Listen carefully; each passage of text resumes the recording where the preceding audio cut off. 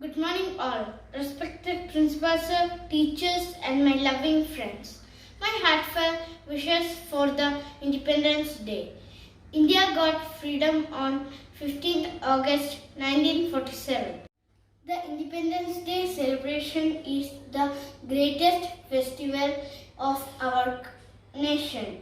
We should remember the heroes of our freedom struggle like Mahatma Gandhi, Jawaharlal Nehru, Subhash Chandra Bose, Dr. B.R. Ambedkar, and the heroes of our Assam like Gopinath Bordoloi, Kushal Konwar, and so on.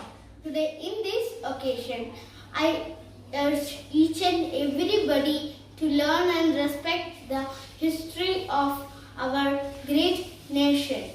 Once again, I wish you a very happy Independence Day. Jai Hind.